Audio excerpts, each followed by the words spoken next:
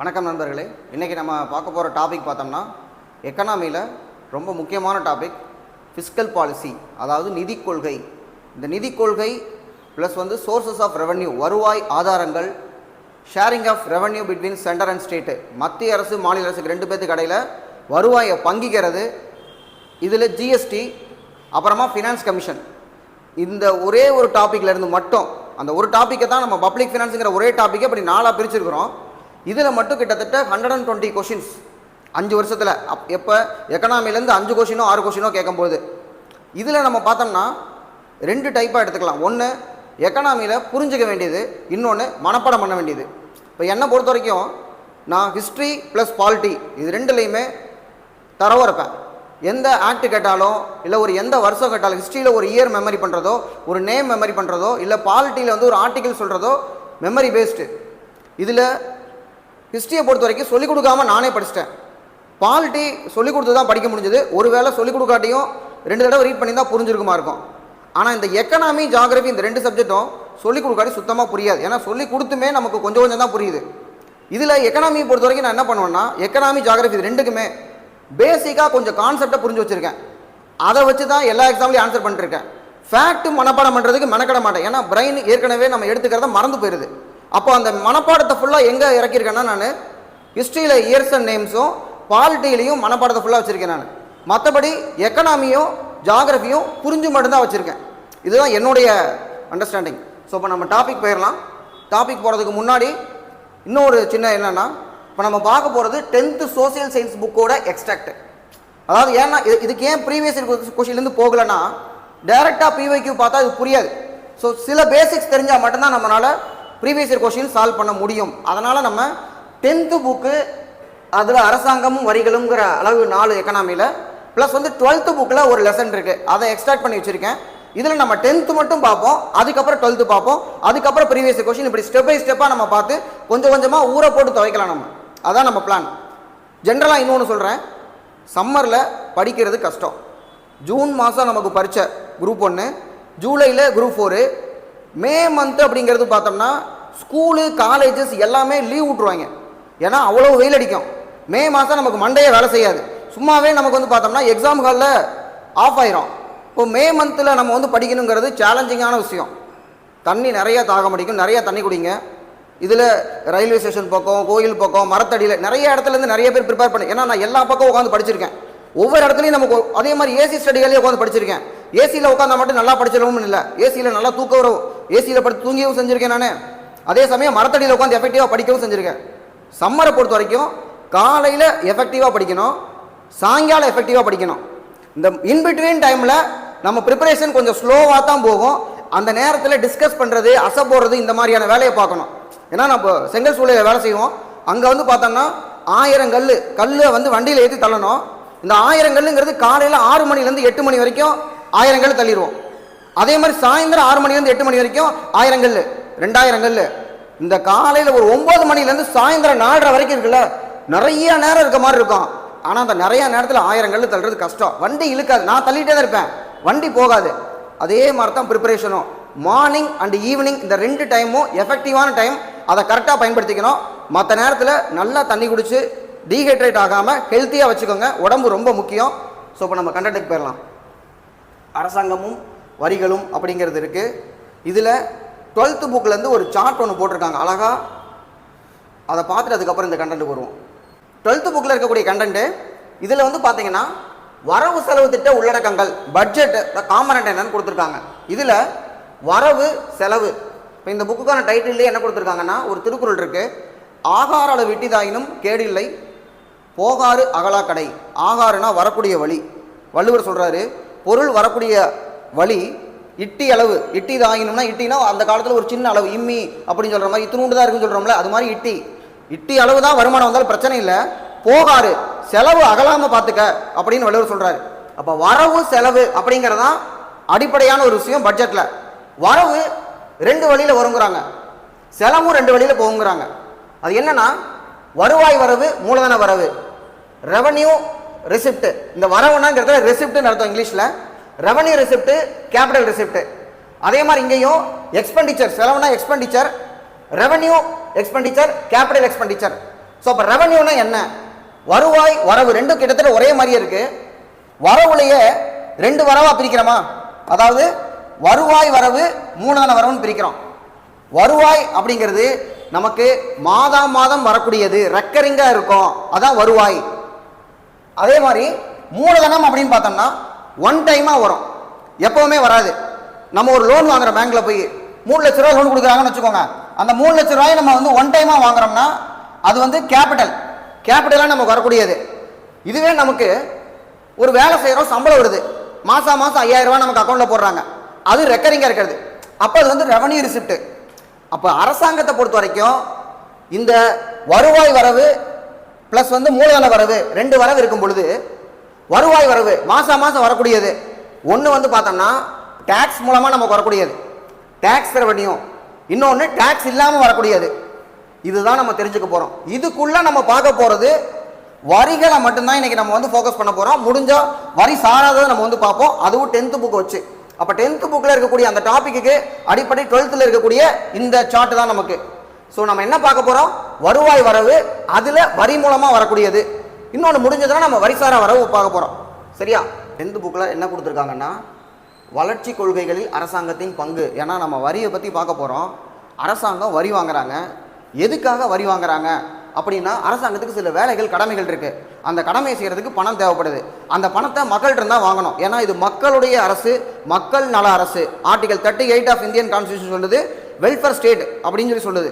அப்ப இதுல அரசாங்கம் வந்து வளர்ச்சி கொள்கைகளின் பங்கு, ஜஸ்ட் இதுல என்னென்னலாம் அரசாங்கத்துக்கு எதுக்காக பணம் தேவைப்படுது? பாதுகாப்பு மற்றும் ராணுவம் அப்படின்னா நமக்கு இப்ப நாட்டுக்கு எப்ப வேணாலும் அச்சுறுத்தல் வரலாம். எதுக்காக இவ்வளவு பெரிய ஆர்மி? எதுக்காக இத்தனை மிசைல்? எதுக்காக இத்தனை ஆர்மி டேங்க்? எதுக்கு இவ்வளவு துப்பாக்கி வாங்கி வைக்கிறோம்? யாரும் நம்மளை அடிச்சிடக்கூடாதுங்கிறதுக்காகத்தான். இத்தனைக்கு நம்மள்ட்ட நியூக்ளியர் வெப்பன்லாம் இருக்குது, அணு ஆயுதங்கள். எதுக்காக இந்தியா அணு ஆயுதம் வச்சிருக்கு அப்படின்னு கேட்டோம்னா நம்ம சொல்றோம், முதல்ல நம்மளை பார்த்து மற்றவங்க பயப்படணும். அணு ஆயுதம் இந்தியா வச்சிருக்காங்க, நம்ம அட்டாக் பண்ணனா திரும்பி நியூக்ளியர் பாம்பு போட்டுருவாங்க, மினிமம் டெட்டரன்ஸ் அதுக்கு பேரு. இன்னொன்று நோ ஃபர்ஸ்ட் யூஸ், நம்ம முதல் தடவை யூஸ் பண்ண மாட்டோம். இப்படி நமக்கு அதுக்கு ஒரு பிரின்சிபலே நம்ம வச்சிருக்கோம். அப்ப நம்ம ராணுவத்துக்காக செலவு பண்றோம்ல, ஒரு விமானம் தாங்கி கப்பல், ஒரு நீர்மூழ்கி கப்பல், இல்ல வந்து ஒரு ஜெட்டு, ஃபைட்டர் ஜெட்டு, ஒரு சுகோய் 30, இந்த மாதிரி நிறைய ஒரு ஆர்மி டேங்க் இதெல்லாம் வாங்கணும் இல்லையா? அது எல்லாத்துக்கும் பணம் நமக்கு தேவைப்படுது. அப்ப அரசாங்கத்துக்கு இது பாதுகாப்புக்காக பணம் தேவைப்படுது. அடுத்து அயல்நாட்டு கொள்கை. அயல்நாட்டு கொள்கை என்ன சொல்றாங்க அப்படின்னம்னா, ஒரு எக்ஸ்போர்ட் இம்போர்ட், நம்ம நாட்டில இருந்து பொருளை வேற ஒரு நாட்டுக்கு எக்ஸ்போர்ட் பண்ணுவோம், அந்த நாட்டில இருந்து நமக்கு வந்து பொருள் வந்து வந்துட்டு இருக்கோம், இது எல்லாத்தையும் கவர்மெண்ட் வந்து மேனேஜ் பண்ணணும். அடுத்து அவ்வப்போது தேர்தல்களை நடத்துதல். தேர்தல் நடத்துறதுக்கு கொஞ்சம் செலவாகும். தேர்தல் நடத்துறதை பொறுத்த வரைக்கும் இது ஒரு ஜனநாயக நாடு, அதனால தேர்தல் நடத்தி தேர்தல் மூலமாக நம்ம வந்து மக்கள் பிரதிநிதிகளை தேர்ந்தெடுக்கணும், அவங்க ஒரு அரசாங்கத்தை வந்து அமைப்பார்கள். அடுத்து சட்டம் ஒழுங்கை நிர்வகித்தல், இது அரசாங்கம் செய்யற முக்கியமான ஒரு வேலை. சட்டம் ஒழுங்கை வந்து அந்தந்த மாநில காவல்துறை தான் சட்டம் ஒழுங்கு வந்து பார்த்துக்கிறாங்க. அடுத்து பொது நிர்வாகம் மற்றும் பொது பண்டங்களை வழங்குதல். ஸோ இப்போ பொது நிர்வாகம் கேட்டால் பப்ளிக் அட்மினிஸ்ட்ரேஷன். நமக்கு ரெவன்யூ டிபார்ட்மெண்ட் இருக்கு, அப்புறமா கிராம வளர்ச்சிக்கு லோக்கல் பாடிஸ் வச்சிருக்கோம், ஸ்கூலு, ஹாஸ்பிட்டல், இந்த மாதிரியானதெல்லாம் அரசாங்கம் வந்து கட்டி கொடுக்குது. அதன் மூலமா மக்கள் ஒரு பிரைவேட் ஸ்கூல்ல போய் என்னால் 1 லட்ச ரூபா பணம் கட்டி படிக்க முடியல, படிக்க வழியே இல்லையா? இல்ல, ஆர்டிகல் 21A சொல்லுது 6 முதல் 14 வயதுக்குட்பட்ட குழந்தைகள் அனைவருக்கும் கல்வி இலவசம். அப்ப இலவசமா படிக்க வைக்கணும்னா நான் ஸ்கூல் கட்டினா தான் படிக்க வைக்க முடியும். பிரைவேட் ஸ்கூல்ல போயிட்டு நாங்க சட்டம் வச்சிருக்கோம், நீங்க ஃப்ரீயா படிக்க வைங்கன்னா படிக்க வைக்க மாட்டாங்க, செலவாகுது அப்படிம்பாங்க. அப்ப அரசாங்கம் என்ன பண்ணோம்? நம்மளே ஸ்கூலை கட்டுவோம். அதே மாதிரி ஹாஸ்பிட்டல்ல ஒரு சர்ஜரிக்கு 1 லட்ச ரூபா ஆகும், 2 லட்ச ரூபா ஆகும்னா மக்களால அந்த சர்வீஸ் எடுத்துக்க முடியாது. அப்ப நம்ம என்ன பண்ணுவோம்? நீங்க ஃப்ரீயா கொடுங்கன்னு அவங்கள்ட்ட சொல்லலாம், ஆனா அவங்க செய்ய மாட்டாங்க. ஏன் செய்யணும்? எதுக்காக நான் ஃப்ரீயா கொடுக்கணும்? நாங்க ஒரு லாப நோக்கத்தில் எங்க ஒன்று ஹாஸ்பிட்டல் கேட்பாங்க. அப்ப நம்மளே ஒரு ஹாஸ்பிட்டல் கட்டி, இந்த ஹாஸ்பிட்டல்ல இருக்கிற டாக்டருக்கு நான் சம்பளம் கொடுத்துருக்கேன், இந்த ஹாஸ்பிட்டல் இருக்க எக்யூப்மெண்ட்ஸ் எல்லாம் அரசாங்கம் வாங்கி கொடுத்துருக்கு, நீங்க எடுத்துக்கோங்க அப்படின்னு மக்களுக்கு சேவைகளை வழங்க வேண்டும், சர்வீசஸ் வந்து டெலிவரி பண்ணணும், அதுக்கு பணம் வேணும். அடுத்தது பாருங்க, இதுல வந்து என்னன்னா அடிப்படையா உணவு, உடை, தங்குமிடம். இப்போ அரசாங்கம் மக்களுக்கு எல்லாமே ப்ரொவைட் பண்றாங்க. இப்போ அந்த காலத்துல அரசுகள் ஒன்று உருவாகும் பொழுது அது காவல் அரசுகள் அப்படிங்கிறாங்க, போலீஸ் ஸ்டேட் என்ன பண்ணுவாங்களா? அரசன் தான் அந்த காலத்தில் இருந்திருக்கான். அரசர் என்ன பண்ணுவாரு?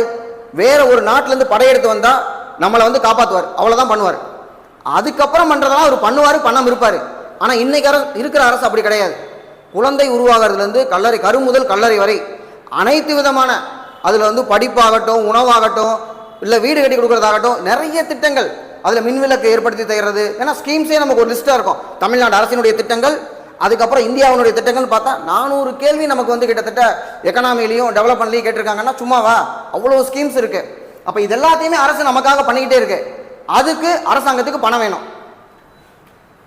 இன்னொன்று பொருளாதாரத்தை ஒழுங்குபடுத்துதல், இது அரசாங்கத்தோட ஒரு முக்கியமான வேலை. ஒழுங்குபடுத்தாட்டி எதுவுமே ஒழுங்காக இருக்காது. அதுக்கு செபின்னு ஒன்று வச்சுருக்காங்க. செபினா ஸ்டாக் எக்ஸ்சேஞ்சை ரெகுலேட் பண்ணுறவங்க, securities exchange board of India அப்படிங்கிறது 1988 தான் உருவாக்குறாங்க. அதுவும் எக்ஸிக்யூட்டிவ் ரெசல்யூஷன் மூலமாக. சட்டம் வர்றது பார்த்தீங்கன்னா 92 சட்டம் வருது. இதில் ஹர்ஷத் மேத்தா ஊழல் இருக்குது, நிறைய பேர் ஊழல் பண்ணுறாங்க. செபியில் வந்து பார்த்தோம்னா ஸ்டாக் எல்லாம் வாங்க விற்க ஹர்ஷத் மேத்தானா நிறைய பேருக்கு தெரியும். இல்லாத ஒரு கம்பெனி குரோமோர்னு ஒரு கம்பெனி ஆரம்பிச்சு அதுக்கு நிறைய பேரை இன்வெஸ்ட் பண்ண ஆரம்பிச்சு அந்த பணம் எல்லாம் மொத்தமாக போச்சு. சரியா? அப்போ அதெல்லாம் நான் என்ன பண்ணணும், அதை கண்ட்ரோல் பண்ணணும்னா, ஸ்டாக் மார்க்கெட்டை கண்ட்ரோல் பண்ணணும்னா அதுக்கு ஒரு ஆள் வேணும். அப்போ அதை வந்து அரசாங்கம் ஏற்படுத்தியிருக்கு செபி. இன்னொன்று பாருங்க, இந்த புக்கில் கொடுத்துருக்காங்க காம்படிஷன் கமிஷன் ஆஃப் இந்தியா.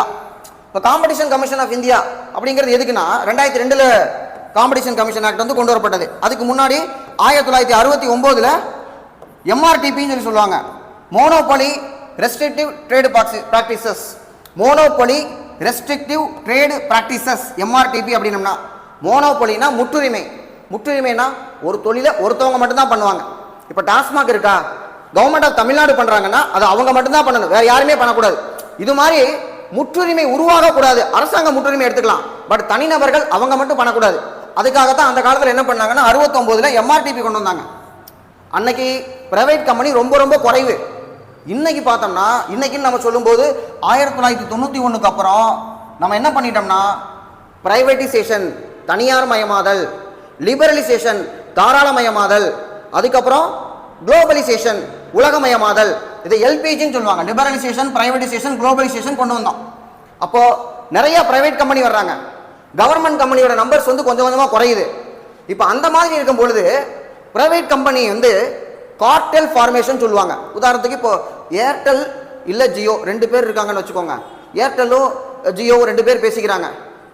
700 ரூபா பெர் மந்த், இனிமே 300 ரூபாய்க்கெல்லாம் கொடுக்கக்கூடாது, 700 ரூபா நம்ம 2 பேரும் ஒரு முடிவு பண்ணிக்கலாம் அப்படின்னு சொல்லிட்டு 2 பேர் ஃபிக்ஸ் பண்ணிட்டு கார்டெல் ஃபார்ம் பண்ணிட்டாங்கன்னா நம்மளால என்ன பண்ண முடியும்? அப்ப காம்படிஷன் இல்லாம போயிடும். காம்படிஷன் அப்படிங்கிறது என்னது? ஒருத்தர் பிரைஸை குறைக்கணும், ஐயோ இவரு குறைச்சிட்டாரே, அப்ப எல்லாரும் இவங்கள்ட்ட போயிடுவாங்களே, நம்ம குறைப்போம் அப்படின்னு போனா தான் அந்த இடத்துல காம்படிஷன் வரும். இதை என்ஷூர் பண்ண வேண்டியது காம்படிஷன் கமிஷன் ஆஃப் இந்தியா. இல்லான்னு என்ன பண்ணுவாங்கன்னா ஒரே கம்பெனியை 2 பேர்த்தையும் விலைக்கு வாங்கிடுவாப்ல, இனிமே நம்ம மட்டும்தான் அப்படின்னு மெர்ஜ் பண்ணி விட்டு இனிமே டேட்டா வாங்கணும்னா என்கிட்ட தான் வாங்கணும் அப்படின்னு கொண்டு வந்துடலாம். அதை தடுக்கிறதுக்காக தான் சிசிஐ கொண்டு வந்தாங்க, காம்படிஷன் கமிஷன் ஆஃப் இந்தியா. அப்போ ஒரு கம்பெனி இன்னொரு கம்பெனியை விலைக்கு வாங்கினா அவங்க பார்ப்பாங்க, இந்த கம்பெனி நீ விலைக்கு வாங்கக்கூடாது, ஏன்னா இருக்கிறதே நீங்க 2 பேர் தான், இதுல ஒருத்தர் இன்னொருத்தர் வாங்கிட்டீங்கன்னா முடிஞ்சு போச்சு அப்படின்னு சொல்லி விட்டுருவாங்க.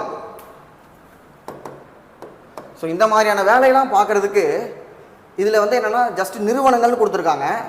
அரசாங்க நிறுவனங்கள், பொதுத்துறை நிறுவனங்கள், இன்னொன்று தனியார் நிறுவனங்கள். இதில் பொதுத்துறை நிறுவனங்கள் அப்படின்னம்னா இப்போ நம்ம இதே ஏர்டெல் ஜியோ எக்ஸாம்பிள் வச்சுக்குவோம். பொதுத்துறையை பொறுத்த வரைக்கும் ஒரு பிஎஸ்என்எல் இருக்காங்கன்னு வச்சுக்கோங்க, அவங்க வந்து சேவை நோக்கத்தில் இயங்கணும். ஒரு பிஎஸ்என்எல்லோ இல்லை வந்து பெல் கம்பெனியோ இல்லை தமிழ்நாடு எலக்ட்ரிசிட்டி போர்டோ, தமிழ்நாடு கவர்மெண்டோடது, கவர்மெண்ட் ஆஃப் இந்தியாவோடது, இந்த மாதிரி கவர்மெண்ட் கம்பெனி எல்லாமே சேவை நோக்கத்தில் இயங்கணும். அதே தனியார் கம்பெனி என்ன பண்ணுவாங்கன்னா அவங்க லாப நோக்கத்தில் இயங்குவாங்க. அப்போ ஒரு பக்கம் அவங்க லாப நோக்கத்தில் இயங்கும் பொழுதே மக்களுக்கு பலன் கிடைக்கும். ஒரு ஹாஸ்பிட்டல் இருக்கு, அந்த ஹாஸ்பிட்டலில் கண்டிப்பாக பணம் வாங்கிட்டு தான் ட்ரீட்மெண்ட் எடுத்துக்குவாங்க. அந்த ட்ரீட்மெண்ட் கொடுக்கறதுனால மக்களுக்கு பெனிஃபிட் இருக்குல்ல. ஆனால் எல்லாராலையும் அந்த ட்ரீட்மெண்ட் எடுத்துக்க முடியுமா? முடியாது. அப்போ அவங்க லாப நோக்கத்தில் இயங்குறாங்க, அதன் மூலமா நிறைய பேருக்கு பெனிஃபிட் கிடைக்குது. அங்க போக முடியாதவங்களுக்கு அதுக்கு நம்ம ஒரு ஹாஸ்பிட்டல் கட்டணும். அப்ப நம்ம இலவசமா மருத்துவத்தை கொடுக்கணும், இது சர்வீஸ். அப்ப எங்க பிரைவேட்டால பண்ண முடியலையோ அங்க பண்ண வேண்டியதுதான் கவர்மெண்டோட வேலை. அப்ப கவர்மெண்ட் சர்வீஸ், பிரைவேட்டு ப்ராஃபிட், இதுதான் பேசிக்கா நிறுவனங்களுக்கு இருக்க அப்ஜெக்டிவ். இதுல வரி அப்படிங்கிறது அரசாங்கத்துக்கு இருக்கக்கூடிய பிரைமரி சோர்ஸ். ஏன்னா அரசாங்கத்துக்கு பணம் வேணும். இந்த பணம் எங்க இருந்து கிடைக்கும்? அவங்களே அச்சடித்து எடுத்துக்க முடியுமா? இந்த பணத்தை இந்த எக்கனாமிக்குள்ள இருந்தா எடுக்கணும். அது சம்பந்தமான தியரி, வரினா என்ன அப்படிங்கறத இந்த லெசன்ல எக்ஸ்பிளைன் பண்ணியிருக்காங்க. இதுல வரி விதிப்பு என்பது அரசாங்கம் தனது செலவினங்களுக்காக பொதுமக்களிடமும் பெருநிறுவனமும் வரிகளை விதித்து வருவாயை உருவாக்கும் ஒரு வழிமுறை. யாருக்கிட்ட விதிப்பாங்க? பொதுமக்களிடம், பெரு நிறுவனங்களிடம் வரிகளை விதித்து. அப்போ நம்ம மக்கள்லாம் இருக்கிறோம், நம்ம கிட்ட வரி கொடுங்கன்னு கேட்கணும். இல்லை நம்ம ஒரு கம்பெனி வச்சிருக்கோம், நம்ம கம்பெனியில் வரி கொடுங்கன்னு சொல்லி கேட்கணும். அந்த கம்பெனியுமே ஒரு தனி நபராக கொள்ளப்படும் இந்த இடத்துல வரி விதிப்பை பொறுத்த வரைக்கும். இதில் நல அரசுன்னு கொடுத்துருக்காங்க. நல அரசுனா வெல்ஃபேர் ஸ்டேட், ஆர்டிகல் 38 இந்தியன் கான்ஸ்டியூஷனில் இருக்கக்கூடியது. அப்போ நல அரசுக்கு நிறைய நலன் செய்ய வேண்டியது இருக்கும், அதனால் பணம் தேவைப்படுது. அந்த பணத்தை நம்ம வந்து எடுத்துக்கிறோம். இப்போ வரியை பற்றி சொல்லும்போது இங்கே ஒன்று கொடுத்துருக்காங்க, கட்டாய கட்டணம். நிறைய இடத்துல ரிப்பீட் ஆகிட்டே இருக்கும். இப்போ இந்த புக்கை நம்மளாம் அப்படியே படித்தோம்னா, யாரும் சொல்லித்தராமல் படித்தோம்னா அது புரியாது. நிறைய தடவை வாய்ச்சாலுமே வந்து புரியாது வந்து கஷ்டமாக இருக்கும். அப்போ இந்த கட்டாய கட்டணம் அப்படின்னு சொல்லியிருக்காங்கல்ல, இதுக்கு என்ன சொல்லுவாங்கன்னா, நான் அரசாங்கத்துக்கு வரி கொடுக்கறதுனால திரும்ப எனக்கு அரசாங்கம் இதை கொடுக்கணும்னு கேட்க முடியாது. இப்போ நாம் வந்து வரி கொடுக்குறோம், ஒரு கிராமத்தில் இருக்கோம், நான் வந்து இவ்வளோ வரி கொடுத்துருக்கேன், அதனால் எங்கள் ஊரில் ஒரு ஏர்போர்ட் கட்டி கொடுங்க அப்படின்னு நம்ம கேட்க முடியாது. எங்கள் ஊரில் ஒரு பாலத்தை போடுங்க, வரி கொடுக்கறது மட்டும்தான் நம்ம கடமை, திருப்பி அந்த வரிக்கு எனக்கு இதைத்தான் கொடுக்கணும் அப்படின்னு நம்ம கேட்க முடியாது. இதுக்கு பேர் என்ன சொல்கிறாங்கன்னா குவிட் ப்ரோக்யூ அப்படிங்கிறாங்க. கிட் ப்ரோக்யூ அப்படின்னா நீ கடமையை மட்டும் செய்ய, பலனை எதிர்பார்க்காத அப்படின்னு சொன்ன தத்துவத்தை தான் இந்த இடத்துல வரியில் வந்து யூஸ் பண்ணுறாங்க. நாம் அரசாங்கத்துக்கு கட்டாயமாக கட்டணும், ஆனால் நான் கொடுத்த வரிக்காக எனக்கு இதுதான் வேணும் அப்படின்னு சொல்லி நம்ம திருப்பி கேட்கக்கூடாது. அதுதான் வரி விதிப்பில் இருக்கக்கூடிய ஒரு முக்கியமான ஒரு விஷயமே. இந்த வரி அமைப்பை பொறுத்த வரைக்கும் கொள்கைகள் இருக்குங்கிறாங்க. இது எக்ஸாம்பிள் நிறைய இடத்துல ரிப்பீட் ஆயிருக்கு. வரி விதிப்பு கொள்கை மொத்தம் இதை வந்து கேனன்ஸ் ஆஃப் டாக்ஸேஷன் அப்படிம்பாங்க. தமிழில் ஒரு மாதிரி இருக்கும், இங்கிலீஷில் ஒரு மாதிரி இருக்கும். சரியா? இதில் கேனன் ஆஃப் டாக்ஸேஷனில் ஃபர்ஸ்ட் ஒன்று கொடுத்துருக்கிறது என்னன்னா சமத்துவ விதி, ஈக்குவாலிட்டி. ஈக்குவாலிட்டினா நம்ம புரிஞ்சுக்கிறது ஆர்டிகல் 14 சட்டத்தின் முன் அனைவரும் சமம், எல்லாரும் சமம்னு எடுத்துக்குவோம். ஆனால் இந்த இடத்துல இவங்க ஈக்குவாலிட்டின்னு மீன் பண்ணுறது என்னன்னா, நம்ம சிவாஜி படத்தில் ரஜினிகாந்த் சொல்கிற மாதிரி ஏழை ஆகிட்டே போகிறாங்க, பணக்கார ஆகிட்டே போகிறாரு அப்படிங்கிறாங்க இல்லையா? அப்போ இந்த இடத்துல இவங்க என்ன சொல்கிறாங்க, பணக்காரங்கள்ட்ட நிறைய வரி வாங்குங்க, ஏழைகள்கிட்ட கம்மியாக வாங்குங்க அப்படிங்கிறாங்க. அப்போ டேக்ஸ் வந்து எப்படி இருக்கணும், நிறைய பணம் சம்பாதிக்கிறவங்களுக்கு அவங்க பணத்தை எடுத்துக்கிற மாதிரி, பணம் ரொம்ப கம்மியாக சம்பாதிக்கிறவங்களுக்கு நீங்கள் வேணாங்க அவர்கிட்ட வாங்கிட்டேன் அப்படிங்கிற அளவுக்கு இருக்கணும் அப்படிங்கிறது தான் ஈக்குவாலிட்டி இந்த இடத்துல. அப்போ எல்லாத்தையும் ஈக்குவலாக நம்ம வாங்க முடியாது, அதுதான் இந்த இடத்துல சொல்ல வர்றாங்க. அடுத்து உறுதி விதி. உறுதி விதி +2 புக்கில் நமக்கு நிச்சயத்தன்மை விதின்னு போட்டிருக்காங்க. உறுதியா நிச்சயமா அப்படின்னா சர்டைனிட்டி. டேக்ஸை பொறுத்த வரைக்கும் ஒரு சர்டைனிட்டி இருக்கணுங்கிறாங்க. இவ்வளவுதான் வரி, அந்த வரியை நீங்கள் இங்கே தான் கட்டணும், இதுக்கு தான் வரி அப்படின்னு ஒரு தெளிவோடு இருக்கணும். தெளிவு இல்லைன்னா மக்களுக்கு வந்து வரி கட்ட தெரியாது. அப்போ தெளிவோடு இருக்கிறோமா, இது வந்து பார்த்தோம்னா தியரி. இதோட எக்ஸாம்பிளாக நம்ம இன்கம் டேக்ஸ், ஜிஎஸ்டி எடுத்து பார்த்தோம்னா சூப்பராக புரியும். அடுத்து வந்து பார்த்தோம்னா சிக்கன மற்றும் வசதி விதி. இதில் சிக்கன மற்றும் வசதி விதி என்ன சொல்கிறாங்கன்னா, வரியை நான் விதிச்சுட்டேன், அதை கலெக்ட் பண்ணணும், கலெக்ட் பண்ணுறதுக்காக நான் ஒரு டேக்ஸுக்குன்னு ஒரு டிபார்ட்மெண்ட்டே போட்டுக்கணும். ஒன்று இன்கம் டேக்ஸ் டிபார்ட்மெண்ட் இருக்கணும், அதுக்கப்புறம் ஸ்டேட்டில் பார்த்தோம்னா ஜிஎஸ்டிக்கு வந்து 2 பேர் சேர்ந்த மாதிரி, முன்னாடி சேல்ஸ் டேக்ஸ், அதான் நம்ம குரூப்பில் இருக்கக்கூடிய commercial tax department, sales tax பார்த்துட்டு இருந்தவங்க, இப்போ அது ஜிஎஸ்டியாக மாறி இருக்கு. அப்போ இதுக்கு டிபார்ட்மெண்ட் போட்டு சம்பளம் கொடுத்து ஆஃபீஸ் செட்டப் பண்ணி இவ்வளோ வேலை இருக்குது. இப்போ இதெல்லாம் பண்ணி நான் வரி வசூல் பண்ணுறேன், வந்த வரி எனக்கு ரொம்ப கம்மியாக இருக்குது, இவங்களுக்கு நான் கொடுத்த சம்பளமே அதிகமாக இருக்குது அப்படின்னா அந்த வரியை நம்ம விதிக்கக்கூடாது. இப்போ வரி விதிப்பில் என்ன சொல்கிறாங்கன்னா, வரி விதித்து நான் வரியை வாங்கினதுக்கப்புறம் வரி என்கிட்ட நிறையா இருக்கணும், அந்த வரியை நான் கலெக்ட் பண்ணுறதுக்காக கொஞ்சமான செலவு பண்ணியிருக்கணும். அதை தான் இவங்க வந்து சிக்கன மற்றும் வசதி விதி அப்படிங்கிறாங்க. அடுத்து நெகிழ்ச்சி வரி, உற்பத்தி திறன் மற்றும் நெகிழ்ச்சி தன்மை, அதாவது எலாஸ்டிசிட்டி இருக்கணும் அப்படிங்கிறாங்க. ஃப்ளெக்சிபிளாக இருக்கணும், ரொம்ப ரிஜிட்டாக இருக்கக்கூடாது. அதுதான் இந்த இடத்துல சொல்ல வர்ற கான்செப்ட். இதுக்கு அடுத்து அதாவது என்னது, அதுக்கு வருமான வரியை உதாரணமாகவும் கொடுத்துருக்காங்க. வருமானம் அதிகரிக்கும் பொழுது, இப்போ இந்த தடவை பட்ஜெட்டில் ஃபினான்ஸ் மினிஸ்டர் சொல்லியிருக்காங்க 12 லட்சம் ரூபா வரைக்கும் நமக்கு வந்து டேக்ஸ் கிடையாது. அப்போ ஒரு வருஷத்துக்கு 12 லட்சம் ரூபாய்னா மாதம் 1 லட்ச ரூபா வரைக்கும் நம்ம வந்து சம்பளம் வாங்கினா டேக்ஸ் இல்லை. ஆனால் 12 லட்சத்துக்கு அடுத்து நம்ம வருமானம் அதிகமாயிருச்சுன்னா அது ஸ்லாப் கணக்கில் நமக்கு கொஞ்சம் கொஞ்சமாக இன்க்ரீஸ் ஆக ஆரம்பிச்சிடும். 5% இவ்வளவு, 10%, 20, 15%, 30%, வருமானம் அதிகமாக டேக்ஸும் அதிகமாகிட்டே போகும். இதுதான் எலாஸ்டிசிட்டி. வருமானம் கம்மியாக இருந்தால் கம்மியாக டேக்ஸ் பே பண்ணு, வருமானம் அதிகமாக இருந்தால் அதிகமாக டேக்ஸ் பே பண்ணு. இதில் ஒருத்தரோட கருத்து சொல்லியிருக்காங்க, பேராசிரியர் செலிக்மன் கருத்துப்படி வரி என்பது ஒரு குடிமகன் அரசுக்கு கட்டாயமாக செலுத்தும் செலுத்துகை. நிறையா பேர் சொல்லியிருப்பாங்க, நிறைய இடத்துல இது ரிப்பீட் ஆகிருக்கும். முக்கியமான பாயிண்ட், வரினா கட்டாயமாக நம்ம கட்டணும், கட்டினதுக்கு திருப்பி இது வேணும்னு கேட்கக்கூடாது. அதான் முக்கியமான பாயிண்ட் வரியில். இது என்ன மாதிரி சொல்லியிருக்காங்க பாரு, எந்தவித நேரடி நன்மையும் எதிர்பார்க்காமல் கட்டாயமாக செலுத்த வேண்டியதே வரி. எதையுமே எனக்கு நேரடியாக எதிர்பார்க்கக்கூடாது. இவ்வளோ வரி போயிருக்கு, இந்த வரிக்கு எங்கள் ஊருக்கு இது வேணும், எனக்கு இது பண்ணி கொடுங்க, நான் இப்படி தான் 4 வழிச்சாலையில் தான் நான் போவேன், எனக்கு 4 வழிச்சாலை போட தான் நான் வந்து வர முடியும், எங்கிட்ட இவ்வளோ பணம் வாங்கினீங்களே கேட்கவே கூடாது. அடுத்து வரிகள் ஏன் விதிக்கப்படுகிறது, ஜென்ரல் கண்டென்ட். வரிகள் ஏன் விதிக்குதுன்னா அரசாங்கத்துக்கு நிறைய காசு தேவைப்படுது. ரோடு போட வேண்டியது இருக்குது, நம்ம பஸ் ஸ்டாண்ட் கட்ட வேண்டியது இருக்குது, ஏர்போர்ட் கட்ட வேண்டியது இருக்குது, நிறைய கன்ஸ்ட்ரக்ஷன்ஸ் நமக்கு பண்ண வேண்டியது இருக்குது. இதெல்லாமே மக்களுடைய நலனுக்காக ஸ்கூல்ஸு காலேஜஸ்ன்னு அப்படியே சிவாஜி படத்தில் ரஜினிகாந்த் சார் சொல்கிற மாதிரி எல்லாத்தையும் கட்டி நம்ம வந்து நாட்டு மக்களை வந்து செழிப்போட வச்சிருக்கணும், நம்ம நல்ல அரசாக இருக்கணும். அதுக்கு நமக்கு பணம் தேவைப்படுது. அதுக்காக தான் என்ன பண்ணுறோம், காலாகாலமாக வந்து எல்லாருமே வரி வாங்கிட்டு தான் இருக்காங்க. இப்போ மட்டும் இல்லை, அரசர் காலத்துலேருந்துமே மக்கள்கிட்ட இருந்து வரி வாங்கிட்டு தான் இருந்தாங்க அப்படிங்கிறத இங்கே சொல்லியிருக்காங்க. இதில் இவ்வளோ வரி வாங்கி நமக்கு பத்தலைன்னா கடன் தான் வாங்கணும், வாங்கின கடனுக்கு வட்டி கட்டணும். இது இன்னொரு கான்செப்ட். ஒன்று நம்ம வரியை மட்டும் தானே பார்க்குறோம், வரி எவ்வளோ வாங்கினாலும் பத்தலை அப்படின்னம்னா இன்னொன்று வரி இல்லாத வருவாய் இருக்குல்ல, அந்த வரி இல்லாத வருவாயில் நம்ம கடனை வாங்கிவிடுவோம். தென் நம்ம பண்ணுற செலவில் ஓய்வூதியம் கொடுப்போம், வேலை இல்லாட்டி அதுக்கான அலவன்ஸு, அதுக்கப்புறம் கல்விக்காக, ப்ளஸ் வந்து எனர்ஜி கரண்ட் பில்லு, கரண்ட்டுக்கு இபி எல்லாம் பார்த்தோம்னா எப்போவுமே லாஸ்ட்லேயே போயிட்டு இருக்கோம். ஏன்னா அங்கே இபி நம்ம கரண்ட்டை உற்பத்தி பண்ணுறதுக்கும் நமக்கு அவங்க கொடுக்குறதுக்கும் ரொம்ப வேரியேஷன் அதிகம். கம்மியான விலைக்கு நம்ம கொடுக்குறாங்க கரண்ட்டை. ஆனால் நம்ம வந்து என்ன பண்ணுவோம், நிறைய கரண்ட்டை நம்ம யூஸ் பண்ணிகிட்டே இருப்போம். அப்போ அரசாங்கத்துக்கு வந்து இழப்பாயிட்டே இருக்கும், அது பல லட்சம் கோடிகளுக்கு பக்கம் லாஸ் போயிட்டே இருக்கும். அடுத்து ஜென்ரலாக ஒரு பாக்ஸ் கொஸ்டினில் மனுஸ்மிருதி மற்றும் அர்த்த சாஸ்திர காலத்திலிருந்து வரி விதிப்பை பற்றி சொல்லியிருக்காங்க அப்படிங்கிறாங்க. அர்த்த சாஸ்திரத்தை வந்து சாணக்கியர் எழுதியிருக்காரு. அது நம்ம வந்து ஆக்சுவலாக சிலபஸில் நம்ம வந்து அதை பார்க்க மாட்டோம், ஏன்னா மௌரியர் காலம்.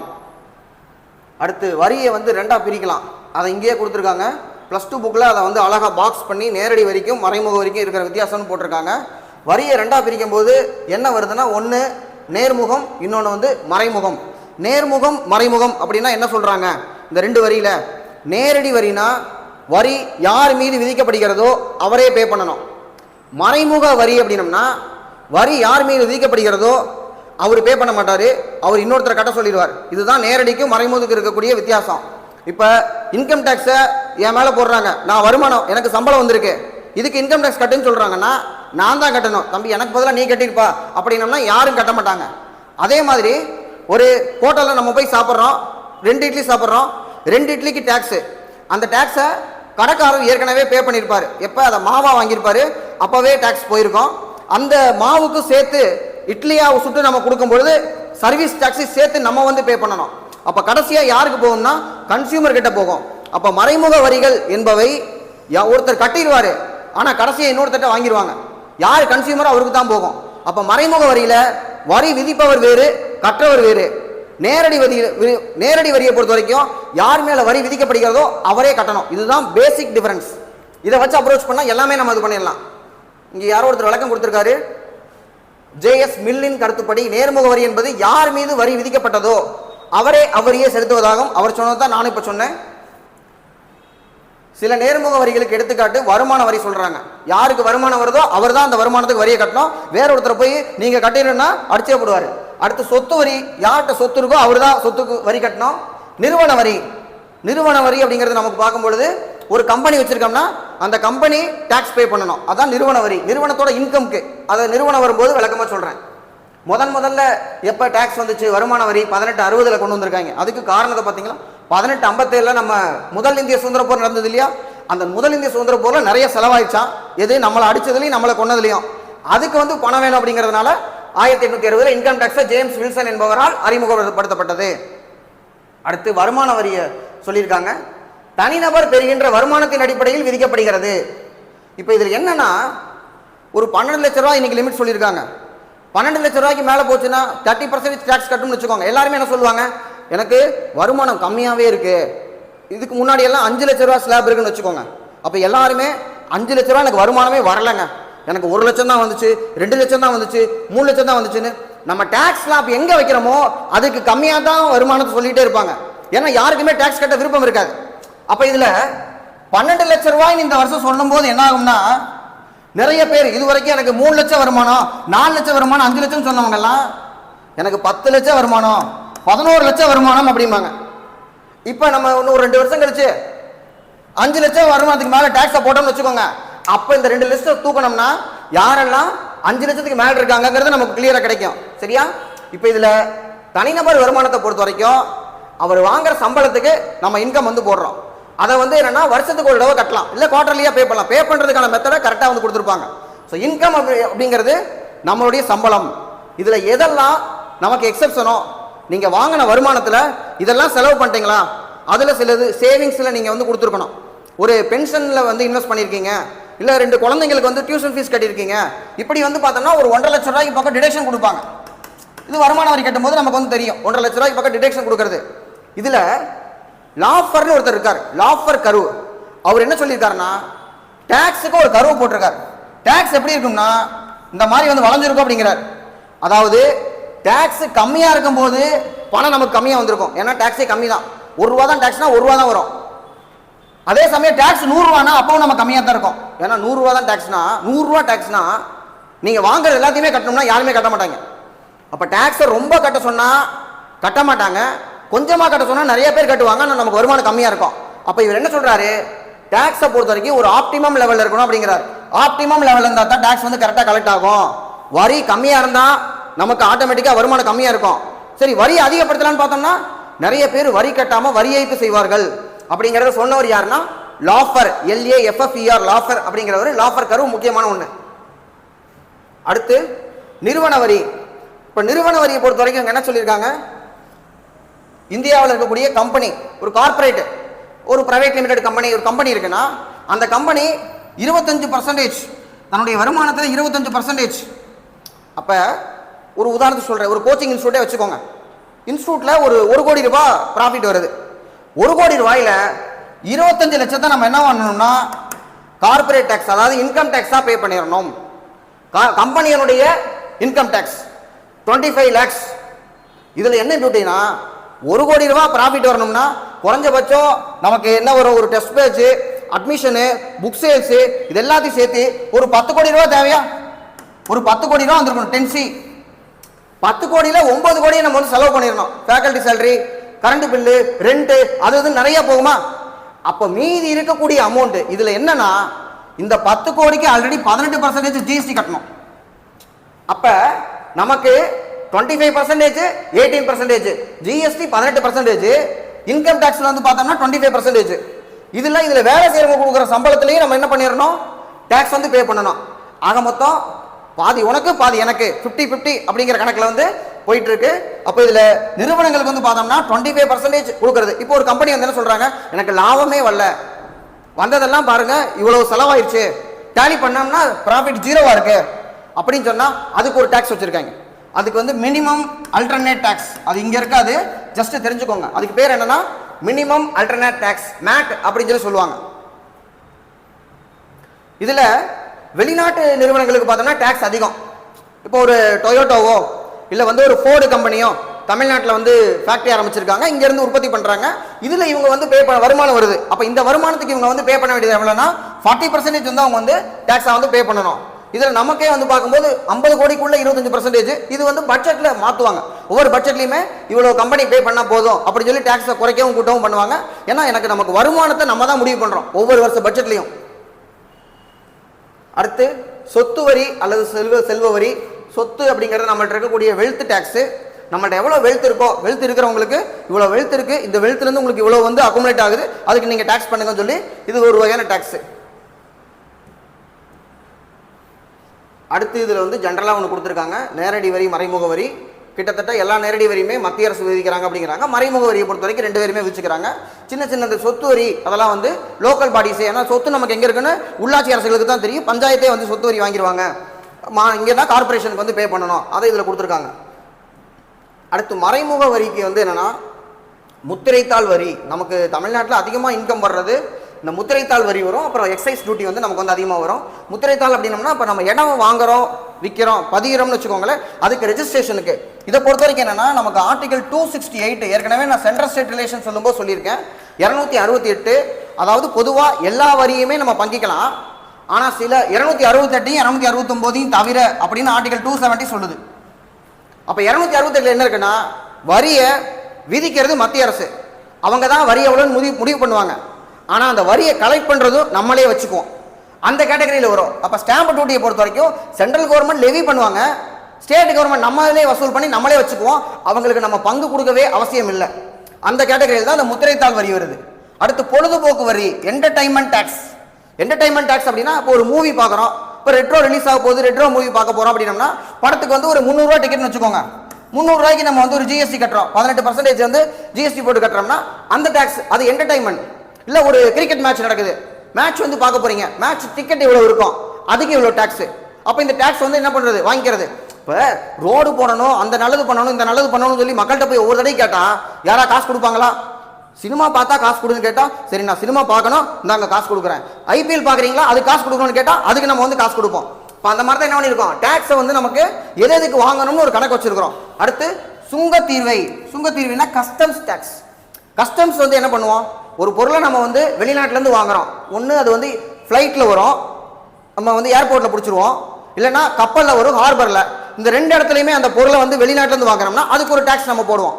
அப்ப அந்த பொருளை பொறுத்த வரைக்கும் என்னன்னா அது இன்டைரக்ட் டாக்ஸ், மறைமுக வரி. கடைசியா அந்த பொருளை யார் பயன்படுத்துறோமோ அவங்க தான் வந்து பே பண்ணணும். இப்போ நம்ம வந்து ஃபாரின்ல இருந்து ஒரு ரோல்ஸ் ராய்ஸ் கார் வாங்குறோம்னு வச்சுக்கோங்க, ரோல்ஸ் ராய்ஸ் வந்து இங்க இறங்கிச்சுன்னா அதுக்கு நம்ம என்ன பண்ணணும், கஸ்டம்ஸ் டாக்ஸ் வந்து பே பண்ணணும். அதுக்கப்புறம் வந்து விற்பனை வரி, அந்த காரை நம்ம விற்கிறோமா அதுக்கு சேல்ஸ் டாக்ஸ் இருக்கா, இது எல்லாத்தையும் சேர்த்து தான் ஜிஎஸ்டி அப்படின்னு சொல்லி ஒன்று நம்ம வச்சிருக்கோம். அனைத்து மறைமுக வரிகளினுடைய காம்போ. ஒரு பொருளை உற்பத்தி பண்றது, உற்பத்தி பண்ணா உற்பத்தி வரி, அதுக்கப்புறம் அதை நம்ம வந்து என்னன்னா ஹோல்சேல்ல வித்துருவோம்.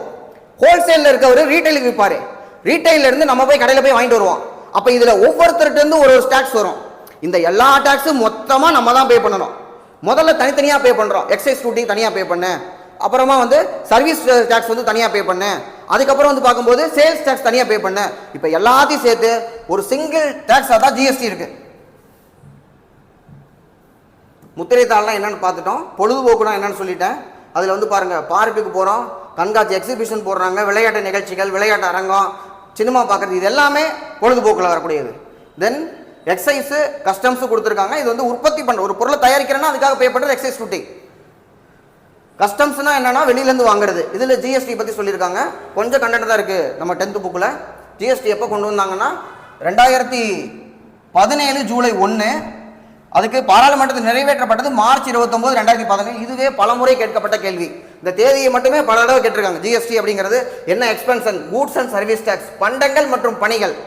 பண்டங்கள்னா என்ன, பணிகள்னா என்ன அப்படின்னு பார்த்தோம்னா, நமக்கு கண்ணுக்கு தெரிகிற ஒரு பொருள், ஒரு ஃபோன் வச்சிருக்கோம்னா அந்த ஃபோனு ஹார்ட்வேரா இருக்கு, டிஸ்பிளே உடைஞ்சு போச்சு, உதாரணத்துக்கு சொல்றேன், டிஸ்பிளே மாற்றணும்னா அது ஹார்ட்வேர், தொட்டு உணர முடியும் டிஸ்பிளேவை. நம்ம உள்ளுக்குள்ள இருக்கக்கூடிய ஒரு ஆப் இருக்கு, அந்த ஆப்புக்கு நீங்க வந்து ஒரு சப்ஸ்கிரிப்ஷன் பே பண்றீங்க, அது சர்வீஸ், அது கண்ணுக்கு தெரியாதது. கண்ணுக்கு தெரியாதுன்னா நம்ம வந்து ஒரு ஹார்ட்வேரா அதை ஃபீல் பண்ண முடியாது. அப்ப சாஃப்ட்வேர் அப்படிங்கிறது நமக்கு ஃபினான்சியல் டிரான்சாக்ஷன் ஆகட்டும், இல்ல வந்து ஒரு டிரைவர் ஆகட்டும், இல்ல ஒரு டீச் பண்றவங்க ஆகட்டும், அது வந்து சர்வீஸ், சேவை. அதை நம்ம வந்து என்னன்னா இன்டான்ஜிபிள் அப்படிம்பாங்க, கண்ணுக்கு தெரியாதது. டான்ஜிபிள்னா தொட்டு உணரக்கூடியது, தெரியக்கூடியது அப்படிங்கிறது ஹார்ட்வேர். அப்ப இதுல முதல்ல வந்து பார்த்தம்போது கூட்ஸுக்கு தனியா டாக்ஸ், சர்வீஸுக்கு தனியா டாக்ஸ் இருந்தது. இதுல வாட் அப்படின்னு ஒன்று கொடுத்துருக்காங்க, இடையில கொண்டு சொல்லியிருப்பாங்க. என்னன்னா இதன் குறிக்கோள் ஒரு நாடு ஒரு அங்காடி ஒரு வரி, one nation one market one tax. இது மதிப்பு கூட்டப்பட்ட வரி போன்று பல முனை வரி இல்லாமல் இது ஒரு முனை வரியாகும் அப்படின்னு படிச்சோம்னா எத்தனை தடவை படிச்சாலும் புரியாது. இதுக்கு என்ன அர்த்தம்னா, கூட்ஸ் அண்ட் சர்வீசஸ் அப்படின்னு இருக்கு பாருங்க. இதுல கூட்ஸை மட்டும் எடுத்துக்கிட்டோம்னா ஒரு பொருள், பொருள்னா ஏதோ ஒரு பொருள் எடுத்துக்கலாம். உதாரணத்துக்கு காலையில் நம்ம வந்து பூரி சாப்பிட்ருக்கோம்னு எடுத்துக்கோங்க. இந்த பூரி முதல்ல வந்து என்னன்னா கோதுமையா ஒரு இடத்துல உற்பத்தி ஆயிருக்கும். அந்த கோதுமையை ஒரு ஆசீர்வாத் ஆட்டா கம்பெனிக்காரர் விலைக்கு வாங்கியிருப்பார். அவர் என்ன பண்ணியிருப்பாருன்னா ஆசீர்வாத் கோதுமை மாவா அதை பாக்கெட் போட்டு வித்துருப்பாரு. அது ஹோல்சேல் டீலருக்கு இருந்து ரீட்டைலுக்கு வந்திருக்கும். அதை போய் ஒரு அண்ணாச்சி கடையில் என்ன பண்ணியிருப்பாங்கன்னா ஹோட்டல் வச்சிருக்கவர் அந்த ஆசீர்வாத் ஆட்டா வாங்கியிருப்பார். பக்கத்திலேயே பில்ஸ்பரி இருக்கும். ஏதோ ஒரு பூரி மாவு நமக்கு என்ன தேவைன்னா ஒரு ஆசீர்வாத ஆட்டா அப்படின்னு சொல்லி வாங்கியிருக்காரு. இப்போ இவர் என்ன பண்ணுவார்னா சன்ரைஸ் எண்ணெயை வாங்கிட்டு அந்த எண்ணெயில் இந்த பூரியை போட்டு கடையில் மசாலா செஞ்சு பூரி மசாலா நமக்கு வந்து சர்வீஸ் பண்ணுறாங்க. இப்போ நம்ம வந்து அந்த பூரியை சாப்பிடும் பொழுது அந்த பூரிக்கு 100 ரூபா அப்படின்னம்னா கூட வந்து 18%, எனக்கு 5% 18 தெரியல. இதில் வந்து என்னன்னா ஒரு டாக்ஸை போட்டு உதாரணத்துக்கு 18 வச்சுக்கோங்களேன், 118 ரூபா நம்ம வந்து பே பண்ணி சாப்பிட்றோம். அப்போ இதில் இந்த முன்னாடி எப்படி இருந்ததுன்னா கோதுமையை அவர் வந்து ஆசீர்வாத் கம்பெனிக்கார் வாங்கினார்ல, அவர் ஒரு டாக்ஸ் பே பண்ணுவார். டாக்ஸ் பே பண்ணி தான் அவர் வாங்குவார். அதுக்கப்புறம் கோதுமை மாவை ஹோல்சேலேருந்து ரீட்டைலுக்கு மாறுதா, அப்பவும் டாக்ஸ் பே பண்ணுவார். அதுக்கப்புறம் ஹோட்டல்கார் விலைக்கு வாங்குறாரா, அப்பவும் டாக்ஸ் பே பண்ணுவார். அப்ப ஒரே கோதுமைக்கு எத்தனை தடவை டாக்ஸ் பே பண்ணிட்டே இருக்கிறது? அதை போக்குறதுக்காகத்தான் வேட்னு ஒன்று கொண்டு வந்தாங்க. வேட்னா மதிப்பு கூட்டப்பட்ட வரி. மதிப்பு கூட்டப்பட்ட வரினா நான் கோதுமையை ஒரு தடவை டாக்ஸ் பே பண்ணிட்டேன்னா அதுக்கப்புறம் கோதுமை மாவுக்கு அந்த மாவுக்கு மட்டும் அவர் எவ்வளவு மதிப்பு கூட்டினாரோ, அரைச்சதுக்கு மட்டும் அரவை கூலி எவ்வளவோ அதுக்கு மட்டும் தான் டாக்ஸ் பே பண்ணுவேன். கோதுமைக்கு நான் பே பண்ண மாட்டேன், ஏன்னா கோதுமைக்கு ஏற்கனவே டாக்ஸ் பே பண்ணியாச்சு. இதே மாதிரி தான் ஒரு கார் கம்பெனி, ஃபோர்டு கார் இருக்கு, அதுல வந்து ஒரு எம்ஆர்எஃப் டயர் இருக்கு. டயருக்கு ஏற்கனவே டாக்ஸ் பே பண்ணியாச்சுன்னா நான் கார் வாங்கும்போது டயருக்கு பண்ண டாக்ஸை குறைச்சிட்டு மற்ற பார்ட்டுக்கு தான் நம்ம வந்து பே பண்ணுவோம். ஏற்கனவே வரி கட்டதுக்கு திரும்ப வரி கட்ட வேண்டாம். இதுக்கு பேர் என்னன்னா கேஸ்கேடிங் எஃபெக்ட் அப்படிமாங்க. Cascading effect. கேஸ்கேடிங் எஃபெக்ட்னா வரி மேல நம்ம வரி கட்டிக்கிட்டே இருக்கிறது. இதை அவாய்ட் பண்றதுக்கு தான் மதிப்பு கூட்டு வரின்னு ஒன்று கொண்டு வந்தாங்க, வேல்யூ ஆடட். ஒரு ஸ்டேஜ்ல நீங்க வரி கட்டிட்டீங்கன்னா இன்னொரு ஸ்டேஜ்ல கட்ட வேண்டாம் அப்படிங்கிறது. இது எல்லா பொருளுக்குமே பொருந்தும். ஏன்னா நமக்கு பொருள் கைக்கு கிடைக்கிற வரைக்கும் அதுக்கு பல ஸ்டேஜ் இருக்கு. அது ஒரு பருத்தி நூலாக மாறி, நூல் வந்து துணியாக மாறி, துணி வந்து ஒரு பீட்டர் இங்கிலாண்ட்லயோ ஆலன் சொல்லிக்கோ போய் ஒரு ட்ரெஸ்ஸா மாறி நம்ம கைக்கு வரும். அப்ப இதுல ஒவ்வொரு ஸ்டேஜ்லயும் டாக்ஸ் பே பண்ணணும். அதுல உற்பத்தி வரி, விற்பனை வரி, இவர்கிட்ட வாங்குவாரு, அதுக்கு வரி பே பண்ணுவாரு. அதுக்கப்புறம் இவர் இன்னொருத்தருக்கு விற்பாரு, அதுக்கு வரி பே பண்ணுவாரு. கடைசியா நம்ம எல்லா வரியுமே சேர்த்து கட்ட முடியும்? எல்லாத்தையும் சேர்த்து ஒரு சிங்கிள் டாக்ஸா. வேல்யூ ஆடரை பொறுத்த வரைக்கும் என்ன பண்ணுவாங்கன்னா பல முனையில டாக்ஸ் பே பண்ணணும். ஆனா நம்மளுடைய ஜிஎஸ்டி பொறுத்த வரைக்கும் ஒரே ஒரு பாயிண்ட் கடைசியா நம்ம தலையில போட்டுருவாங்க. அதுல வந்து டெஸ்டினேஷன் பேஸ்ட் அப்படிங்கிறாங்க. அதனாலதான் ஜிஎஸ்டி வரும்பொழுது நம்ம எதிர்ப்பு தெரிவிச்சதுக்கு ஒரு காரணம் இருக்கு. என்னன்னா தமிழ்நாட்டில் நமக்கு நிறைய ஃபேக்டரி இருக்கு, இங்க நம்ம உற்பத்தி பண்றோம். இங்க உற்பத்தி பண்ணின ஒரு காரை கேரளாவில் இருக்கக்கூடிய ஒருத்தர் வந்து வாங்குறாருன்னு வச்சுக்கோங்க. கேரளாவில் இருக்கவருக்கு வந்து பார்த்தோம்னா அவருடைய அப்பா குவைத்தில் வேலை செய்யறாரு. அப்ப அவருக்கு குவைத்துல இருந்து பணம் வந்திருக்கு, சிங்கப்பூர் பணம் வந்திருக்கு, துபாய் பணம் வந்திருக்குன்னு சொல்லி அங்கிருந்து பணம் வந்திருக்கு. அந்த பணத்துல ஒரு கார் வாங்குறாரு. இப்ப இந்த ஜிஎஸ்டி யாருக்கு போகணும்னா கேரளாவுக்கு போகும். காரை உற்பத்தி பண்ணது யாரு? தமிழ்நாட்டில் இருக்கக்கூடிய ஃபேக்டரியில. ஆனா வருமானம் யாருக்கு போகுது? கேரளாவுக்கு. அதனாலதான் நம்ம என்ன சொல்றோம்னா ஜிஎஸ்டி நம்ம எதிர்ப்பு தெரிவிச்சோம். பட் இப்ப நம்மளும் ஈக்குவலா வாங்க ஆரம்பிச்சிட்டோம், அவங்களும் வாங்குறாங்க. ஓரளவுக்கு இந்த 2017 இருந்து டேட்டா பார்த்தோம்னா எல்லாருமே வாங்குறோம். ஏன்னா ஜிஎஸ்டி பொறுத்த வரைக்கும் வாங்கும் போது தான் நம்ம வந்து பே பண்றோம். Destination paste tax. டெஸ்டினேஷன் அப்படின்னா எந்த இடத்துல பொருள் விற்கப்படுதோ அங்கதான் டாக்ஸ் போடுவேன். பொருள் எங்கெங்க இருந்தோ வந்துட்டே இருக்கும், கடைசியா எங்க விற்கிறாங்களோ அங்கதான் டாக்ஸ்.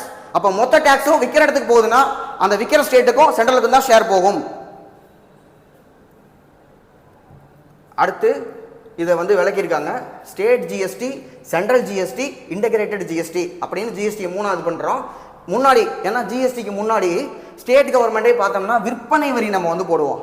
ஒரே ஒரு பொருள் அதை தயாரிக்கிறோம், தயாரிக்கும் போது உற்பத்தி வரியை போடுறது சென்ட்ரல் கவர்மெண்ட், அதே பொருளை விற்கும் பொழுது விற்பனை வரி போடுறது ஸ்டேட் கவர்மெண்ட். அப்ப ரெண்டு பேருமே இதே பொருளை தமிழ்நாட்டில் உற்பத்தி பண்ணி நான் கேரளாவுக்கு தூக்கிட்டு போறேன்னா அது இன்டர்ஸ்டேட் ட்ரேடு. அந்த வரி வந்து பார்த்தோம்னா சென்ட்ரல் கவர்மெண்ட் போடுறாங்க, ஸ்டேட்டோட ஷேர் பண்ணிக்கிறாங்க. அப்ப இவ்வளவு விஷயம் இருக்கும்போது என்ன பண்றாங்க, ஜிஎஸ்டி பொறுத்த வரைக்கும் ஸ்டேட் ஜிஎஸ்டி, சிஜிஎஸ்டி, ஐஜிஎஸ்டி அப்படின்னு அழகா வந்து பிரிச்சிடறாங்க. அழகா பிரிச்சுட்டு ரெண்டு பேரும் ஷேர் பண்ணிக்கிறோம், சென்ட்ரலும் ஸ்டேட்டும்.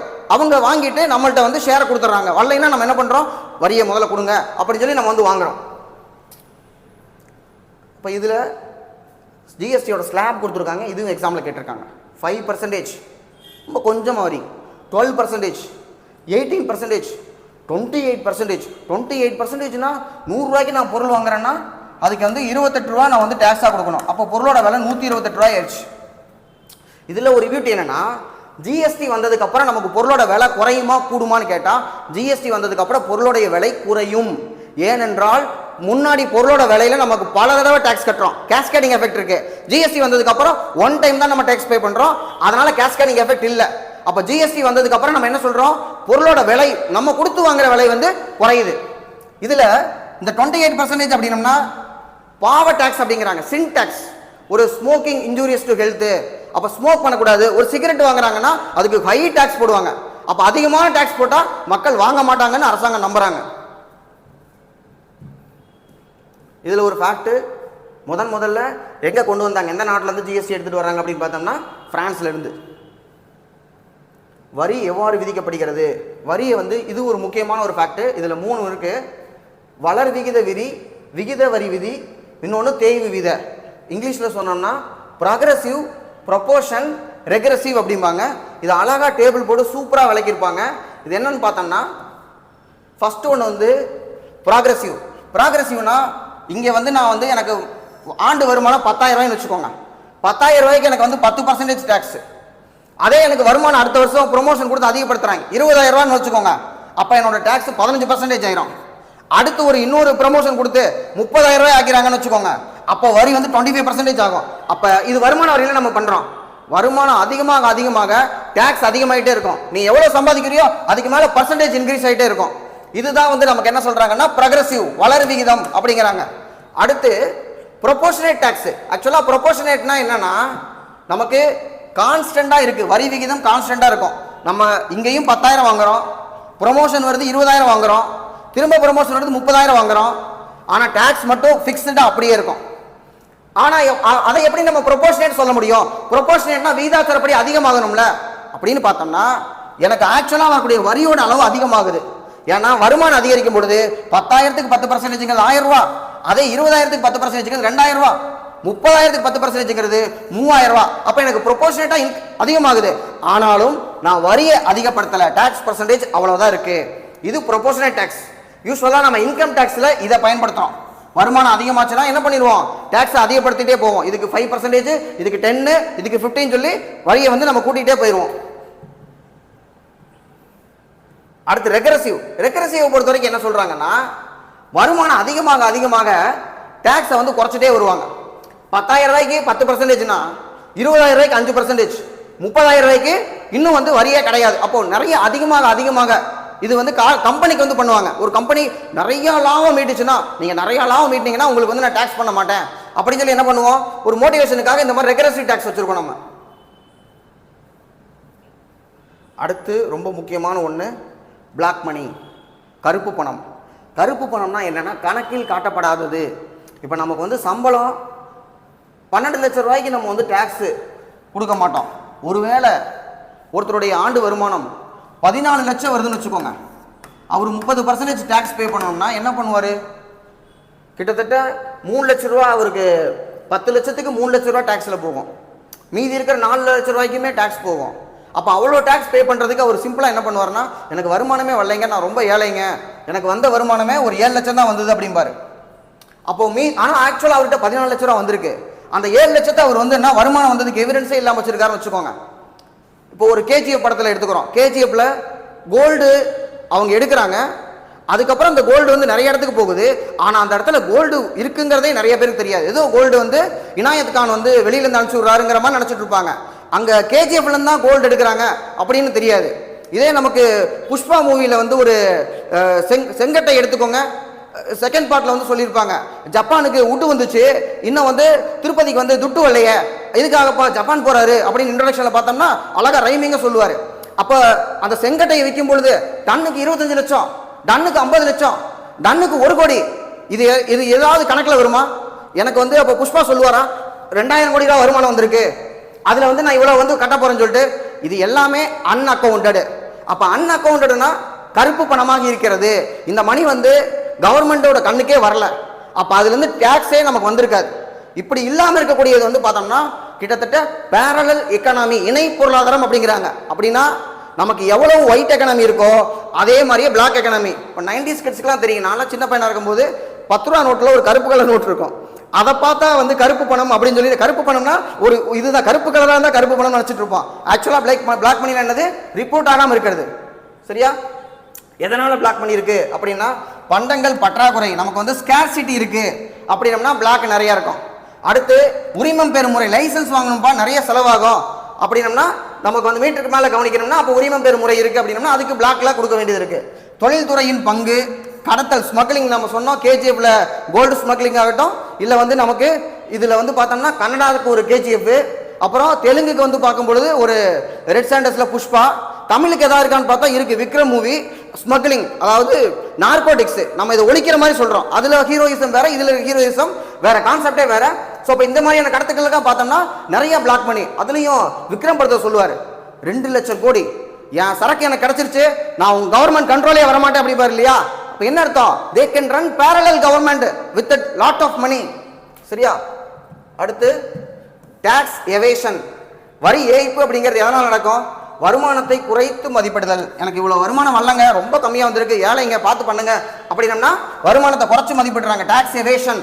ஏன்னா அதிகமான வருமானம் எனக்கு வந்துச்சுன்னு தெரிஞ்சதுன்னா அரசாங்கம் டாக்ஸ் வாங்கிடும். அப்ப நான் அதை காட்டாம வச்சிருக்கணும். எல்லாமே உதாரணத்துக்காக சொல்லிட்டு இருக்கேன். விலக்குகள் அல்லது செலவுகளை உயர்த்துவது, விலக்குகள் அப்படின்னு சொன்னோம்னா எனக்கு இவ்வளோ டேக்ஸ் வந்துச்சுன்னா நான் இவ்வளோ வந்து செலவு பண்ணிக்கலான் இருக்கோம். எக்ஸ்பெண்டிச்சர், அதாவது ஒரு 1.5 லட்ச ரூபா வரைக்கும் நம்ம இன்கம் டேக்ஸில் வந்து எக்ஸம்ஷன் காட்டலாம். இந்த செலவுகளுக்கு வந்து எக்ஸம்ஷன் இருக்கு. அதை நம்ம வந்து எக்ஸ்ட்ரா போட்டோம்னா அப்பவும் நமக்கு டேக்ஸ் வராதா? அடுத்து மறைக்கப்பட்ட பணம், இது கணக்கிலே வராது. அடுத்து கடல் கடந்த கணக்குகளில் விவரங்களை மறைத்தல். கடல் கடந்த கணக்கு அப்படின்னா என்னன்னா ஷெல் கம்பெனி அப்படிம்பாங்க. ஷெல் கம்பெனி, அதாவது இந்தியாவில் நம்ம பார்த்தோம் ஒரு கம்பெனி இருக்கு, அந்த கம்பெனிக்கு ப்ராஃபிட் வந்துச்சுன்னா ஒரு உதாரணத்துக்கு 50 கோடி ரூபாய்க்கு மேலே ப்ராஃபிட்னா 30% பார்த்தோம். இதே அந்த கம்பெனி ஒரு மொரீஷியஸ்லயோ இல்லை வேற ஏதாவது ஒரு ட்ரினிடாட் டொபாகோ வேற ஏதோ ஒரு கண்ட்ரி, அது வந்து பார்த்தோம்னா ஒரு சின்ன நாடா இருக்கும். அப்படி ஒரு நாடு இருக்கிறதே நமக்கு தெரியாத இருக்கும். அந்த நாட்டுக்கு நம்ம என்ன கொடுத்துருப்போம்னா வரி விலக்கு கொடுத்துருப்போம். அந்த நாட்டிலேருந்து வருமானம் வந்துச்சுன்னா உங்களுக்கு டேக்ஸே கிடையாதுன்னு சொல்லிட்டு.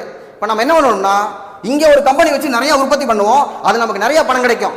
இந்த பணத்தை எனக்கு மொரீஷியஸில் இருக்க கம்பெனியில் தான் வருமானம் வந்துச்சு அப்படின்னு அங்கே பேருக்கு ஒரு ஆஃபீஸ் தான் போட்டு வச்சுருப்போம், அங்கே ஒன்றுமே இருக்காது. அதுக்கு பேர் ஷெல் கம்பெனி, பேரில் மட்டும்தான் இருக்கும். அங்கேருந்து வந்த மாதிரி கணக்கில் காமிக்கிறது. இப்படி காமிச்சிட்டு அதை கொண்டு போய் நேராக சுவிஸ் பேங்கில் போட்டு வச்சிட்டோம்னா முடிஞ்சு போச்சு. அது என்னது? கடல் கடந்த கணக்குகளில் விவரங்களை மறைத்தல் அப்படிங்கிறது. பிளாக் மணியாக அந்த மாதிரியே வந்து எடுத்து வைக்கிறது. அடுத்து வரி ஏய்ப்பு அவதாரம். இப்படியெல்லாம் பண்ணணும்னா 5 ஆண்டுகள் சிறை தண்டனை, அபராதம் வந்து நிறைய கட்டுற மாதிரி இருக்கும். இதில் ஒரு கரண்ட் அஃபேர்ஸ் கொஸ்டின் கேட்டிருக்காங்க. விஸ்வாஸ் அப்படின்னு ஒரு ஸ்கீம் இருக்கு. அந்த ஸ்கீமை வந்து எக்ஸாம்பிள் வந்து கேட்டிருக்கேன். எதுக்குன்னு மட்டும் தான் கேட்டிருக்கேன். நேரடி வரி. நீங்களா கொண்டு வந்து வரியை கட்டிட்டீங்கன்னா உங்களுக்கு ஃபைன் கம்மியாக போடுவேன் அப்படின்னு அரசாங்கம் சொல்லுது. அதனால் நம்ம கொண்டு போய் வரியை கட்டுறோம். அது பிவைக்கு பார்க்கும்போது நான் சொல்கிறேன். அடுத்து இந்த இதுக்காக கேஸ் எல்லாம் போட்டோம்னா கேஸுக்கான செலவையும் நம்ம தான் கவனிக்கணும் அப்படின்னு சொல்கிறாங்க. வரி ஏய்ப்பிற்கான அபராதம் குற்றத்தின் தன்மை மற்றும் அதன் தீவிரத்தினை பொறுத்து கடுமையானதாக இருக்கும் அப்படின்னு சொல்லி மிரட்டுறாங்க. அடுத்து வரிகளும் முன்னேற்றமும். வரிகள் எதுக்காக தேவை? வளங்களை திரட்டுதல், தனிநபர் வருமான வரி, நிறுவன வரி, மறைமுக வரிகளான ஆயத்தீர்வை, சுங்க வரி, எல்லாத்து மூலமாகவும் வந்து நம்ம வந்து வரி எடுத்துக்கிறோம்.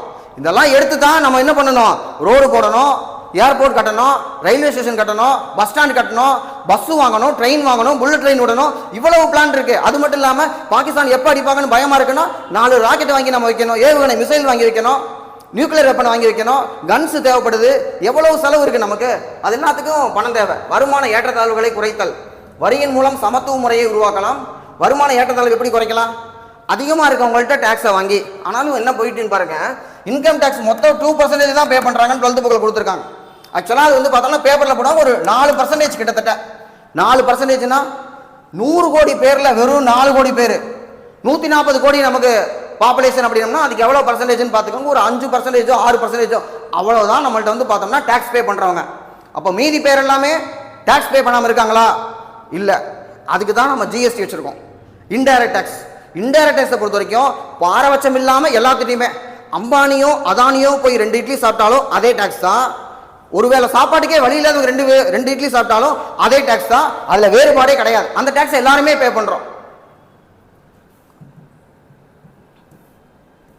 சமூக நலன். சில விரும்பத்தகாத பொருட்களான மதுபானங்கள் போன்ற பொருட்களின் மீது அதிகமான வரி. ஒரு மதுபானமோ இல்லை சிகரெட்டோ அதிகமான டேக்ஸ், அதை சின் டேக்ஸ் அப்படிங்கிறாங்க, பாவ வரி அப்படிங்கிறாங்க. அப்படி போட்டால் குறையும். அடுத்து அந்நிய செலாவணி. ஏற்றுமதிக்கு நம்ம வரி விதிக்க மாட்டோம், அப்போ தான் நிறைய ஏற்றுமதி நடக்கும். ஏற்றுமதிக்கு வரி போட்டோம்னா யார் ஏற்றுமதியே பண்ண மாட்டோம். ஒரு அல்ஃபோன்சா மாம்பழம் இருக்குது, இந்த மாம்பழத்தை வந்து நம்ம வந்து யூரோப்புக்கு எக்ஸ்போர்ட் பண்ணுறோம்னா அதன் மூலமாக நமக்கு டாலர்ஸ், அந்நிய செலாவணி, நமக்கு யூரோ நிறைய கிடைக்கும். அமெரிக்காவுக்கு நம்ம ஏதாவது எக்ஸ்போர்ட் பண்ணுறோம்னா அதன் மூலமாக நமக்கு வந்து டாலர்ஸ் கிடைக்கும். டாலர்ஸ் கிடைச்சா தான் அவன்கிட்ட நம்ம திரும்ப பெட்ரோல் வாங்குவோம், இல்லை ஒரு வெப்பன்ஸ் வாங்குறதோ நமக்கு காசு கிடைக்கும். அடுத்து வட்டார முன்னேற்றம், ரீஜனல் டெவலப்மெண்ட்டு. தென் பணவீக்கத்தை கட்டுப்படுத்துதல். பணவீக்கத்தை கட்டுப்படுத்துறதுக்கு நம்ம கையில் பணம் இருந்ததுன்னா அரசாங்கம் வந்து இவ்வளோ பணத்தை நீங்கள் வச்சுக்கூடாது, ரொம்ப ஆபத்து, அதை அழகாக வரியாக கொடுத்துருங்க, நம்ம வந்து நிறைய நாட்டுக்கு நல்லது பண்ண வேண்டியிருக்கு அப்படின்னு சொல்லி பணவீக்கத்தை. ஏன்னா பணம் நம்ம கையில் இருந்ததுன்னா அந்த பணத்தோட மதிப்பு குறைஞ்சு போயிருமா. நிறைய பணம் நம்ம கையில் இருந்ததுன்னா பணத்தோட மதிப்பு குறைஞ்சு போயிடும். இப்போ ஒரு கண்டெய்னர் நிறைய பணத்தை கொடுக்குறோம்னு வச்சுக்கோங்க, என்ன பண்ணுவீங்க? அந்த ஒரு கண்டெய்னர் நிறைய பணத்தை எடுத்துட்டு உடனே ஒரு 2 மாலை வாங்குவோம். இல்லை அருணாச்சலம் படத்தில் ரஜினிகாந்த் சார் வந்து ஒரு வீட்டை ஒரு வாடகைக்கு எடுத்துருப்பார் இல்லையா, அது என்ன விலைன்னு கேட்போம். நம்ம 2வது நாள் நம்ம வாங்குறதுக்கு எதுவுமே இருக்காது. எல்லார் கையிலையும் ஒரு கண்டெய்னர் கொடுத்துட்டா உடனே ஒரு கடையில் போய் நின்று கண்டெய்னர் நிறைய பணம் இருக்குது அப்படின்னு. இவரும் கண்டெய்னர் வச்சிருக்காரு. அப்போ பணத்துக்கு மதிப்பு இல்லாமல் போயிடும். பணம் எவ்வளவு இருக்கோ அதுக்கு தகுந்த மாதிரி நமக்கு பொருளும் இருக்கணும். அதுதான் ரொம்ப முக்கியமான ஒரு விஷயம். அப்படி இல்லாமல் பணம் நிறைய எக்ஸஸாக இருந்ததுன்னா வரி போட்டு அதை நம்ம வாங்கி பத்திரமா வச்சுக்கலாம். அடுத்து இவங்க என்ன சொல்லியிருக்காங்க, வரிக்கும் கட்டணத்துக்கு என்ன வித்தியாசம்? வரியை கட்டாயமாக கட்டணும். பேமெண்ட் அப்படின்னம்னா நம்ம ஒரு கம்யூனிட்டி சர்டிஃபிகேட்டோ இல்லை வந்து ஒரு இன்கம் சர்டிஃபிகேட்டோ வாங்குறோம், அதை இ சேவை மையத்தில் போய் நம்ம 60 ரூபா பே பண்ணுறோம். அது எதுக்காக? கட்டணம். ஒரு லைசன்ஸ் அப்ளை பண்ணுறீங்க, பாஸ்போர்ட் அப்ளை பண்ணுறீங்க, அதுக்கு ஒரு 120 ரூபா கட்டுறாங்க, இல்லை ஒரு 100 ரூபா பே பண்ணுமா? இப்போ டிஎன்பிஎஸ்சி அப்ளை பண்ணுற 100 ரூபா பே பண்ணுறோமா? எதுக்கு? எக்ஸாமுக்கான அப்ளிகேஷன் ஃபீ தானே அது கட்டுறோம். அது வேணும்னா 100 ரூபா பே பண்ணுங்க, இல்லாட்டி வேணாம். அப்போ அது ஒரு கட்டணமாக இருக்கக்கூடியது இல்லையா? அது நம்ம வாங்குற சர்வீசஸ்க்காக. ஆனால் வரியை பொறுத்த வரைக்கும் கட்டாயமாக கட்டணும், இல்லைன்னா தண்டனை வழங்கிடுவாங்க. ஸோ இவ்வளோதான் 10th புக்கில் இருக்கிறது. இதுக்கப்புறம் நம்ம வந்து 12th புக் கண்டென்ட்டை கொஞ்சம் பார்த்துட்டு தென் வந்து பிவிக்கு பார்க்கலாம். இப்போ நான் சொன்னதை இந்த புக்கை வச்சு நல்லா புரிஞ்சுக்க பாருங்கள். புரிஞ்சுக்கிட்டாவே நமக்கு 2-3 கொஸ்டின் வந்துடும். மனப்பாடம் பண்ணணும்னா ஒன்றுமே நிற்காது. தேங்க்யூ.